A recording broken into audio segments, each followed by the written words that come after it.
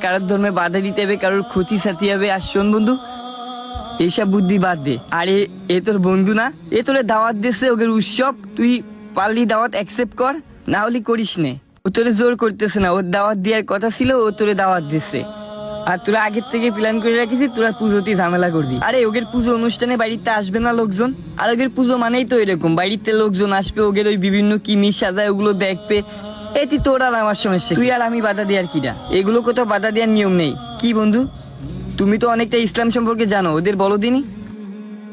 শোন বন্ধু, আমাদের ইসলাম ধর্মে কখনো এটা সাপোর্ট করে না। আমাদের ধর্ম সহিংসতার ধর্ম না। আল্লাহ তাআলা কোরআনে বলেছেন, লাকুম দীনুকুম ওয়ালিয়া দিন, অর্থাৎ তোমাদের ধর্ম তোমাদের, আমাদের ধর্ম আমাদের। কিন্তু বন্ধু, আমাদের ধর্মে এই সমস্ত অনুষ্ঠানে অংশগ্রহণ করা আল্লাহর সাথে শিরক করা হয়ে যায়, কিন্তু আমরা সেখানে বাধা দেওয়ার এখতিয়ার রাখি না ভাই, বোঝা গেছে? তুই যে প্ল্যানটা করিস, তো এই প্ল্যানটুকির জন্যই তুই জাহান্নামে চলে যেতে পারিস। কোথাও কোথাও লেখা নেই।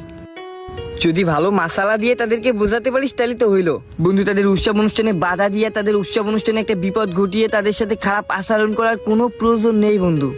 আমাদের ধর্মেও এটা নেই। যার ধর্ম তার পালন করতে দে বন্ধু। ধর এখন তুই কোনো ঝামেলা করলি নে, কিন্তু এই যে প্ল্যানটা করিসি, এই যে সবাই শুনলো, আর এই যে অবিশ্বামে বললি ওদের পুজো মণ্ডপে যদি কোনো প্রকার ক্ষতি হয়, বন্ধু যা মাথায় আসতেছে, বুদ্ধি আসতেছে, হুজুকের মাথায় এসব বলা বলি করিস নে। কারণ ধর তুই তাদের কোনো ক্ষতি করলি না, ধর তুই তাদের বাধা দিলি না, কিন্তু অন্য কেউ শয়তানি করে বাধা দিয়ে দিল, তখন এই তোর দোস্ত হবি, কিন্তু চাইলে তোরে ফাঁসাই দিতে পারে তোরই বন্ধু। কারণ তুই এসব কথা যেখানে সেখানে সবার সামনে বলে বলে বেড়াচ্ছিস, তুই এই কাজ করবি, ওদের ক্ষতি করবি, ওদের বাধা দিবি, তখন কিন্তু সম্পূর্ণ এই ধর্মে বাধা দিয়া আইন সম্পূর্ণ দোষ কিন্তু তোর উপর যায় পড়বে।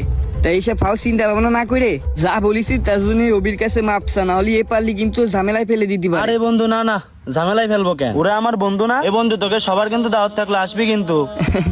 দেখ শেখ, এত কিছুর পরেও ও তোকে দাওয়াত দিচ্ছে, আসছি করছে।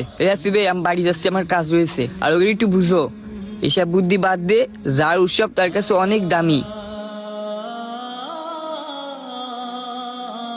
দাঁড়ান কই যাচ্ছেন? ভিডিও এখনো শেষ হয়নি। শুধু আমাদের বাংলাদেশ না, সারা বিশ্ব জুড়ে একটা উৎসব অনুষ্ঠান চলতেছে একটা ধর্মের। আর এই উৎসব অনুষ্ঠানটা কিন্তু নতুন না। আর শুধুমাত্র যে এই ধর্মীয় অনুষ্ঠানটা এই বছর হচ্ছে বিষয়টা এরকম না। প্রতিটা বছরই প্রতিটা ধর্মের মানুষই এমন উৎসব অনুষ্ঠান পালন করে, যার যার ধর্ম, যার যার নিয়ম মেনে। আর এই সুন্দর সময় আর এই উৎসব পালনের সময় কিছু খারাপ মানুষ, কিছু অসাধু মানুষ এই উৎসব অনুষ্ঠানে ঝামেলা করার জন্য বসে থাকে, দেশে একটা আতঙ্ক সৃষ্টি করার চেষ্টা করে। আবার কিন্তু অনেক মানুষ আছে মনে করে যে ওই ধর্মটা সঠিক না, বিভিন্ন